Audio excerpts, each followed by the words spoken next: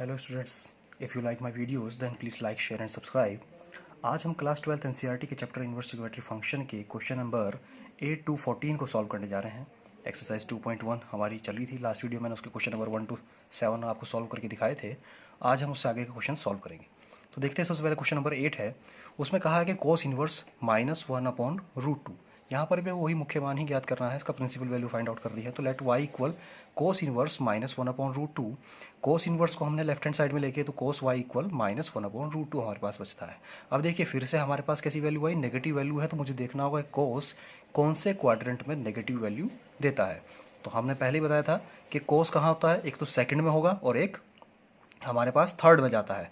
और इसकी जो रेंज थी, जो इसका रेंज थी वो 0 से पाई थी, यानी कि 0 से पाई सिर्फ ये था। तो उसमें हमारे पास फर्स्ट क्वाड्रेंट और सेकंड क्वाड्रेंट आता था। तो थर्ड क्वाड्रेंट को हम नहीं ले सकते, इसलिए मुझे इसकी वैल्यू कहाँ निकालनी होगी, सेकंड क्वाड्रेंट में, क्योंकि फर्स्ट में तो ये पॉजिटिव होता है। तो सेकंड क्वाड्रेंट में जाने के लिए क्या करना होगा, पाई में से इसको माइनस करूंगा तो मैं सेकंड क्वाड्रेंट में आ जाऊंगा। तो पाई माइनस और 1/√2 पाई/4 की वैल्यू होती है। तो पाई माइनस पाई/4 माइनस करूंगा तो 3 पाई/4 आया, जो 0, पाई के बीच में बिलोंग्स करता है। तो कोस इनवर्स 1/√2 की जो प्रिंसिपल वैल्यू आई वो 3 पाई/4 हुई। Now next question number 9, cot inverse √3। Let y equal cot inverse √3। Cot inverse इस साइड आया तो कोट y इक्वल √3 हुआ। अब कोट y इक्वल, अब देखिए पॉजिटिव वैल्यू है तो कोई सोचने वाली बात नहीं है, फर्स्ट क्वाड्रेंट में लाई करेगी। तो कोट y इक्वल कोट √3 हमारे पास 30 डिग्री की वैल्यू होती है कोट में। तो कोट पाई/6 हो गया, जो बिलोंग्स कर रहा है 0, पाई के बीच में। तो अतः कोट इनवर्स का √3 का जो प्रिंसिपल वैल्यू आई वो पाई/6 हो गई। Now question number 10, cosec inverse -√2। फिर से वही y equal cosec inverse -√2। Cosec inverse इस साइड आएगा तो कोसेक y इक्वल -√2। अब सबसे पहले देखते हैं कि √2 कोसेक में पाई/4 की वैल्यू होती है। अब लेकिन ये नेगेटिव आ गया, तो नेगेटिव करने के लिए फिर से वही देख लेते हैं कि नेगेटिव कोसेक हमारे पास कहाँ कहाँ होगा। नेगेटिव हमारे कोसेक हमारे पास नेगेटिव होता है बेटा थर्ड में और फोर्थ में। लेकिन जो इसकी रेंज है वो रेंज हमारे पास -90 से +90 मिलती है। तो हम या तो इसको फर्स्ट क्वाड्रेंट में लेके जा सकते हैं या फोर्थ में लेके जा सकते हैं, थर्ड में नहीं। अब चूंकि फर्स्ट में ये पॉजिटिव होगा तो मुझे इसको फोर्थ में ही लेके जाना होगा। तो फोर्थ में लेके जाने के लिए क्या करना होगा, 0 में से माइनस। तो हमने लिखा 0 - पाई/4। 0 - पाई/4 यानी कि -पाई/4, और वो इस रेंज में बिलोंग्स करता है। तो हमारे पास कोसेक इनवर्स √2 का जो मुख्य मान आया वो -पाई/4 हो गया।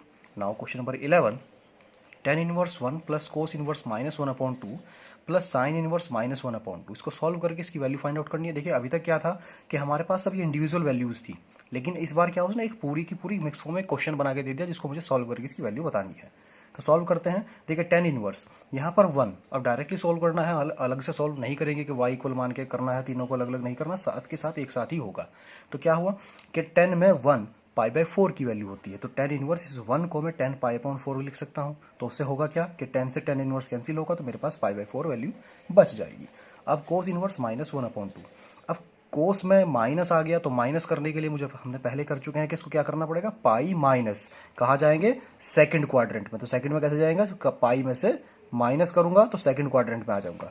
तो हमने लिखा कोस पाई माइनस, और 1/2 60 की वैल्यू होती है तो पाई/3 हो गया। प्लस साइन इनवर्स, साइन हमारे पास नेगेटिव कहाँ आ जाएगा, फोर्थ क्वाड्रेंट में। फोर्थ में कैसे जाएंगे, 0 माइनस करके। तो कॉस ये साइन आ जाएगा, साइन 0 माइनस, और ये वैल्यू है 30 की, तो पाई/6 हो गया। या tan इनवर्स 10 पाई/4 plus cos inverse cos pi minus पाई/3 कितना होगा, 2 पाई/3 प्लस साइन 0 पाई/6 माइनस पाई/6। अब 10 से tan इनवर्स कैंसिल, कोस से कोस इनवर्स कैंसिल, और साइन से साइन इनवर्स। तो हमारे पास बचता है पाई/4 प्लस 2 पाई/3 माइनस पाई/6। हमने यहाँ एलसीएम लिया 12 एलसीएम आएगा, तो यहाँ पर ये 3 पाई प्लस 8 पाई माइनस 2 पाई सॉल्व करेंगे तो हमारे पास 3 पाई/4 हमारा आंसर आ जाएगा। नाउ 12 को सॉल्व करते हैं। क्वेश्चन नंबर 12 में दिया है cos inverse 1/2 plus 2 sine inverse 1/2। Solve करना है, वही तो कोस इनवर्स, ठीक है, कोस में 1/2 60 की वैल्यू होगी, तो वो कोस पाई/3 हो गया, प्लस 2 साइन इनवर्स 1/2, साइन में ये 30 की वैल्यू, तो साइन पाई/6 हो गया। यहाँ पर कोस से कोस इनवर्स कैंसिल हुआ, साइन से साइन इनवर्स, तो ये पाई/3 प्लस 2 इंटू पाई/6, 2 से 6 कैंसिल होगा 3, तो ये हमारे पास पाई/3 प्लस पाई/3 जो ऐड हो जाएगा तो 2 पाई/3, ये हमारा आंसर आ गया। नाउ क्वेश्चन नंबर 13 में कहा यदि sine inverse x equal y हो तो हमारे पास 4 ऑब्जेक्टिव गिवन है, इसमें से कौन सा करेक्ट आंसर होगा। अब देखिए sine inverse x equal y है, यहाँ पर ही हमसे रेंज पूछ रहा है।